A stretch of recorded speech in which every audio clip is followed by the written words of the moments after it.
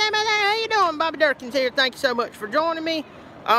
This is the spring game preview. Thanks so much. You got Bobby Durkins Jr. back here. We are waiting on me. Son, that's the last time I let you have full strength Coca-Cola. Anyway, we're here at the Clemson spring game. Let me go ahead and tell you, there are people. This reminds me of the regular attendance back in the late 90s. Right now I'm waiting on Pigskin Pete. He will be arriving before you know it. We also have Prince 6'1". He'll be showing up. Tiger Nation's going to be here. Lord, I was walking through the SO Club and one of the good people here, Barry, came up to me and was like, "Hey there, how you doing, Bobby Durkins?" I looked at him and I said, "Don't take my wallet." And then I realized he was actually nice people. Look at all of you here. Orange Blood for Life, Joey Carroll, there's a bunch of you in there. Thank you so much. Thank you so much. Tiger Nate's on here. Thank you so much. Orange 1973. Let me tell you this. I'm going to give you what I'm looking at. Look at that beautiful, beautiful championship symbol. Now, if you wanted to see a losing symbol, you can drive down to Columbia, South Carolina, where they believe really good things are going to go on. I also know some psychiatric nurses who said that some of their patients formed some of the most beautiful, beautiful statues out of their own poo-poo. And that's how I feel about South Carolina football. But anyway, I want to let you know I'm earnestly awaiting Pigskin Pete showing up here. Thank y'all all for joining me. I want to go ahead and tell you, if you have not been watching my series called Why Clemson Will Repeat the National Championship, what are you waiting on? What are you waiting on? I don't know what you're doing. Go on there and go watch it. I got a bunch of people on here right now saying they there to me.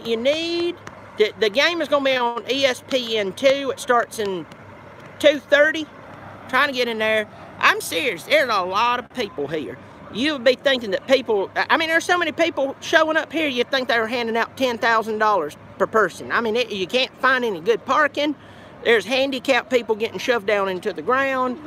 I'm just telling you, I mean, they're getting pretty discriminative here too. If, you know, now there's so many people showing up, they're looking, saying, if you're not pretty enough, we're not letting you in.